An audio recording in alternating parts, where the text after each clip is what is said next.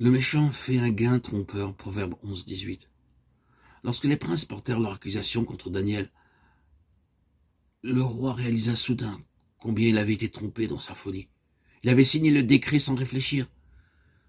C'est ainsi que beaucoup d'officiers de l'État ont des difficultés. Ils ne lisent pas assez les documents avant de les signer. Nous ne devrions jamais signer un document avant de l'avoir lu et compris correctement. Bien que Darius fût un bon roi, il était stupide. Nous pouvons être à la fois bons et stupides. C'est pourquoi la bonté humaine, bien souvent, n'est pas du tout de la bonté. Si nous nous confions en Dieu, il nous donnera la véritable sagesse et nous préservera de plans méchants. Le roi était impuissant. Il voulut délivrer Daniel de la fosse au lion, mais tous ses efforts s'effondrèrent. Bien qu'il essaya toute la journée, il ne le put, car lorsqu'il signa le décret, il devint prisonnier d'une loi, des Médès et des Perses, que personne ne pouvait enfreindre. Maintenant, il désirait changer ce qu'il avait signé, mais les princes dirent non, non, tu ne peux pas changer les lois des Médès et des Perses. Alors il réalisa qu'il ne pouvait pas changer la loi et que ces hommes corrompus l'avaient trompé. Il était lié par sa parole et fut contraint d'ordonner que Daniel soit jeté dans la fosse au lion. Daniel 6, 16. Et celui qui sème la justice a un salaire véritable, Proverbe 11, 18. Le roi dit à Daniel, le Dieu que tu sers continuellement te délivrera.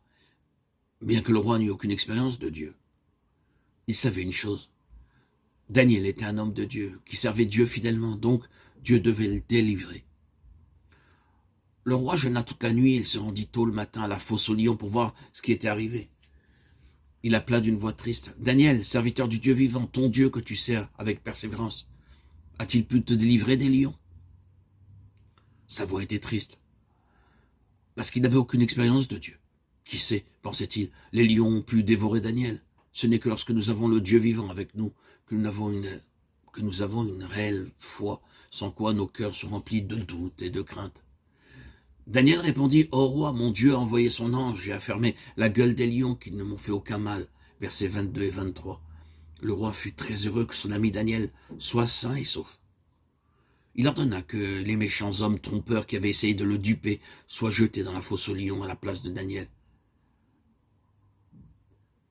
Dieu permet souvent que nos ennemis prospèrent pour un temps. Et ils pensent être effectivement en train de prospérer, ne réalisant pas qu'ils vont être punis. À celui qui vaincra et qui gardera jusqu'à la fin mes œuvres, je donnerai autorité sur les nations. Apocalypse 2, 6.